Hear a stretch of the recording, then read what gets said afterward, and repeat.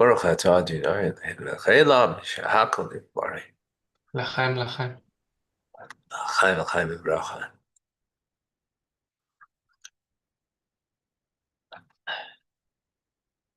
All right, good to be back. Good to go. Good to come back.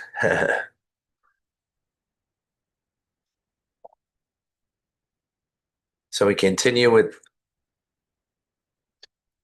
the Maimer Hasidic discourse.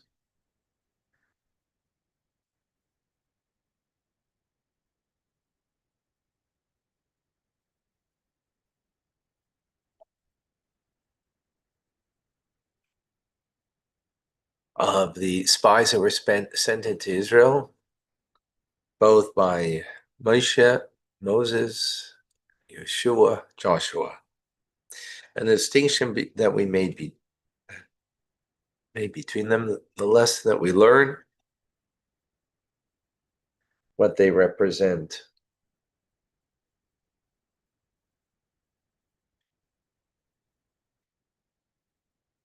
Joshua represents the conquering of Jericho. Well, he actually conquered Jericho.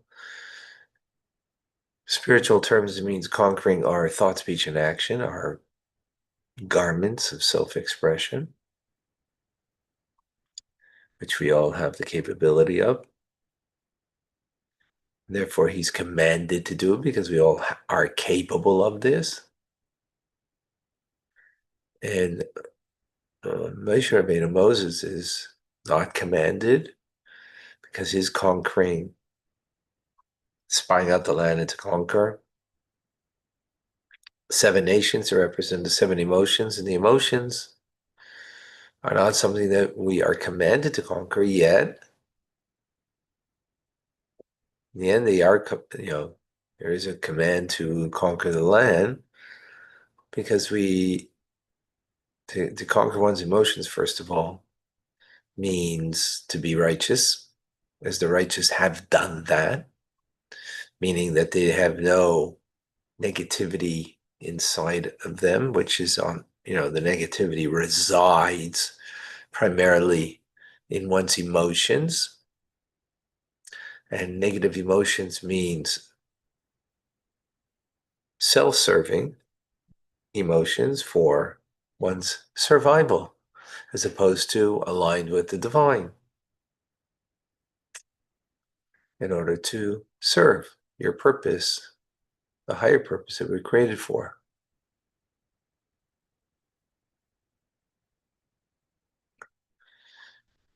And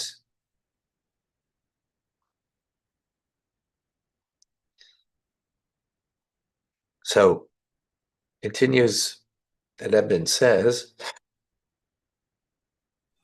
in chapter 5, the reason why thought, speech, and action is something that we have mastery, we can have mastery over. We have the capabilities within us, and as opposed to the emotions of the heart, is because what is the metaphor that we use for thought, speech, and action is levushim, garments, right? Garments that cover the body, and a um, saying twofold purpose over here that he brings at this moment. Garment.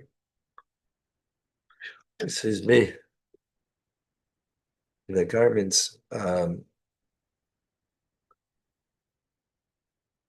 are for modesty purposes and also to protect us from the elements, right? From cold weather, well, hot weather too, right? An undergarment, you wear a t-shirt to absorb sweat, whatever it might be. Now,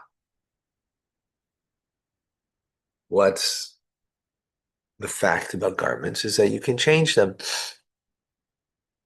and you can wear something else. Right. So that's the metaphor. What's the metaphor?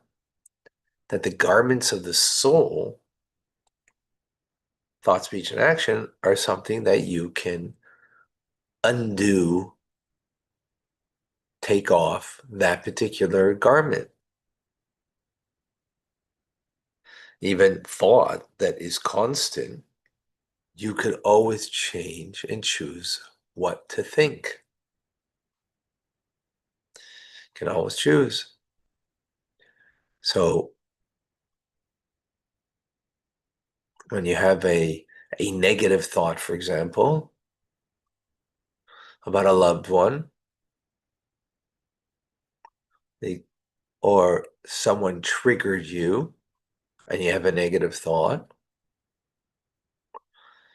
you could change that thought.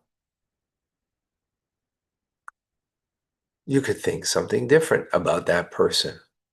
Ah, they triggered you. But what did they trigger?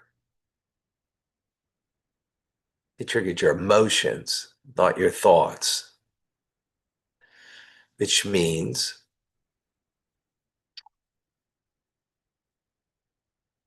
that the thought I could change because thoughts and emotions are not the same thing.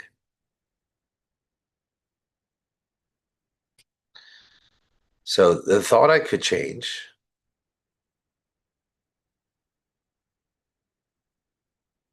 as opposed to your perspective and your feelings, are more an expression of the core of your soul, of a deeper part of your soul. It's an expression of, and therefore to change that, you need a lot of effort. A lot of effort. And therapy usually doesn't help. Therapy probably just helps you to be aware of the emotion, but not necessarily to change it.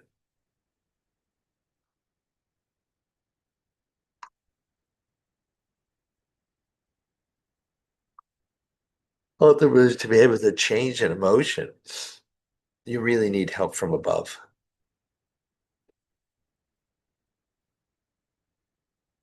But to change your thoughts,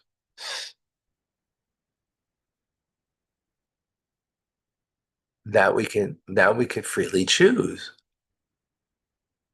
Think about it,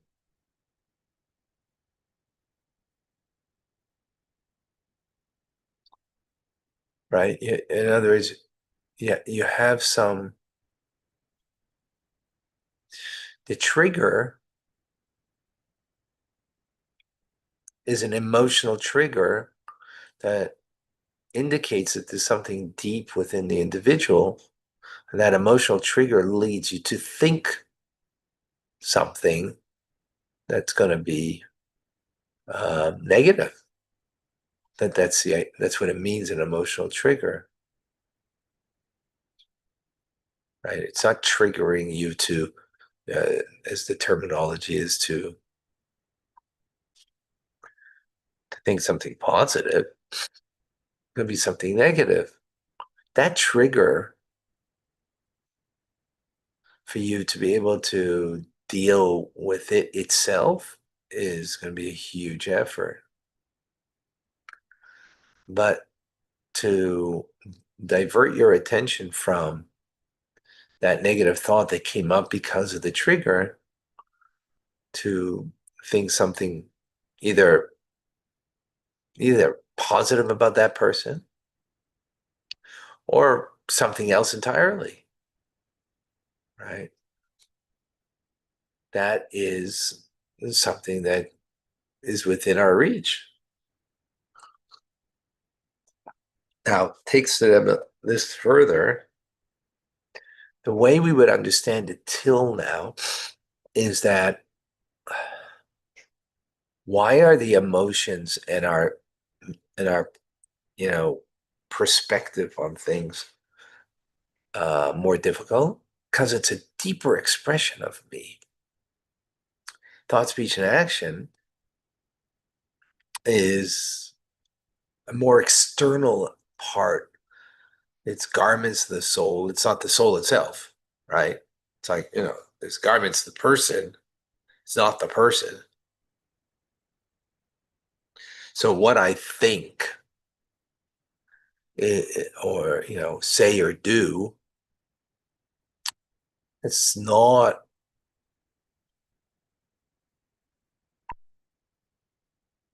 it's not a reflection of the core of me, right?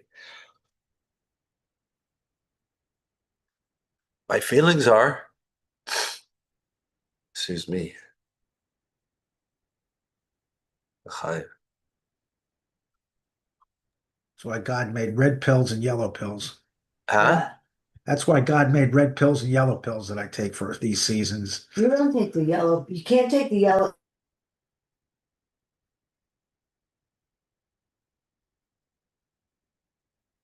Yeah. So,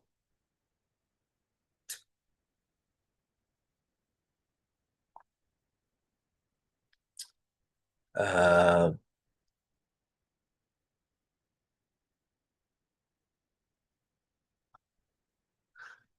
all right, very good. So, where were we?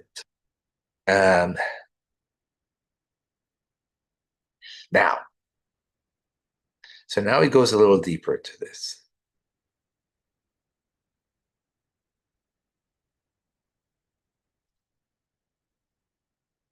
This idea that thought, speech, and action are the garments, right, of the soul is also a reason um, that they actually are more important than the very soul itself. They're they're they're more crucial. What does that mean? Now, what do we say? The main thing that is demanded from us, the main thing that's demanded from us is our thought, speech, and action, right? Because that's something we have jurisdiction. That's the main thing that's demanded. So right, that's the way we've learned till now. Because I could choose to change my negative thoughts into positive thoughts. I could choose that, the words that I'm going to say, and maybe I said something before that was, tinged on a little kind of, tit for tat kind of language, you triggered me, so I came back with something.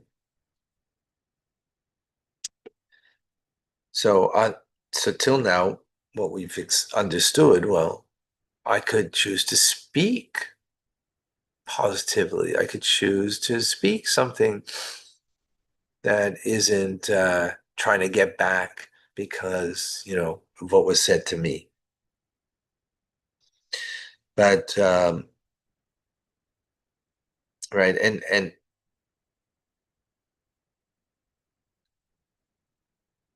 so what the Rebbe wants to introduce now is not only because it's in our, you know, it's in our capacity to have that kind of self-control as opposed to our um, emotional makeup, which we don't have that kind of self-control.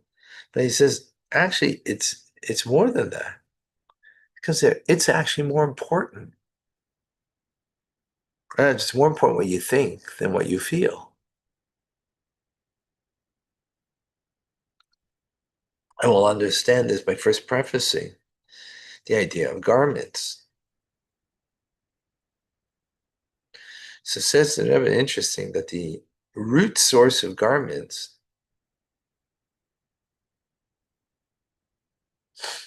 right, the source in the spiritual realm of garments is actually greater than the person who wears the garments. Wow.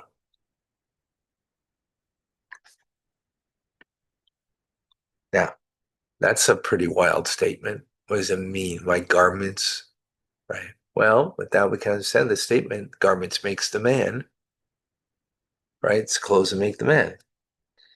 But how do we understand that?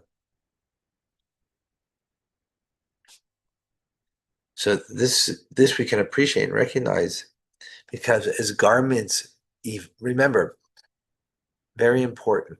Actually, the mimer began with the notion. What was the notion that mimer began?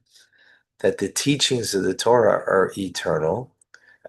And how could be sending the spies of Moses be eternal? What do you mean? It's a story. We learn from history. No, that's from the history books. You can learn from history. Torah is a lesson in life. In other words, it is essentially a spiritual guide that reflects in a narrative and a storyline. So we have to understand it from the spiritual realm.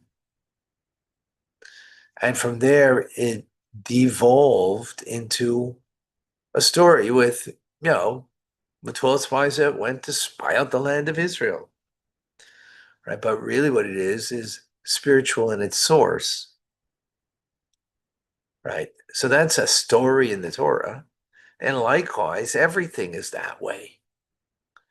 That's why ultimately everything is godly, as we're learning now in Shayich Emunah.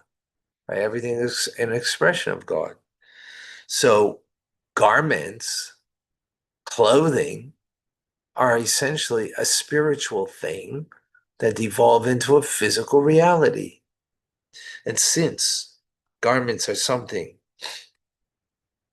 that encompass the person, right? This is encompassing me, right? Over me. And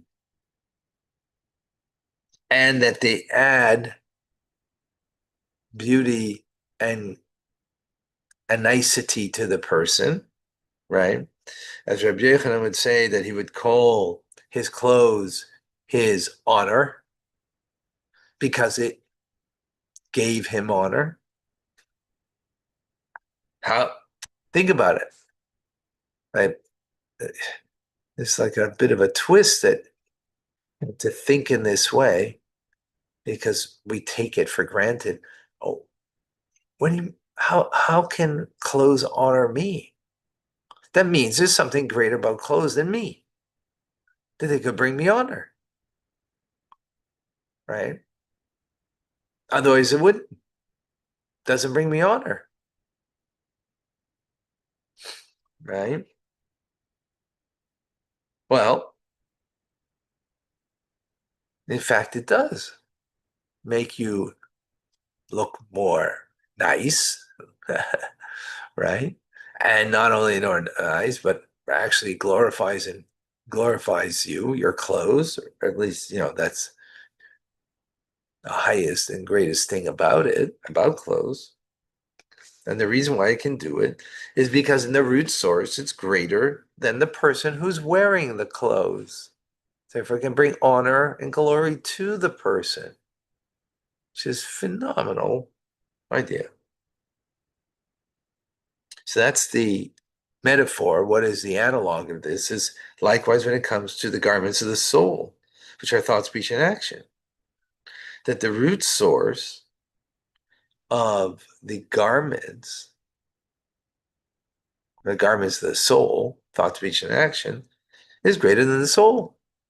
And therefore can bring honor, glory to the soul.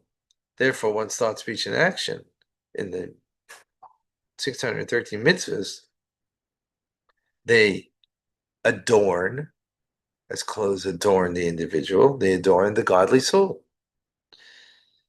And they bring an aliyah, an ascent, something greater to the soul that's beyond the way the soul was before that positive thought that was enclosed or expressed itself in a mitzvah.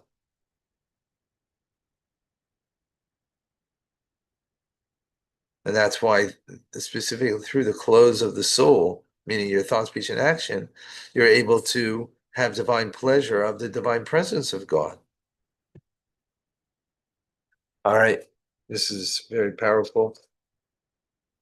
We're going to continue that thought. Stay tuned to it. Thank you, Rabbi. God bless. We'll see you by Chomesh Rashi.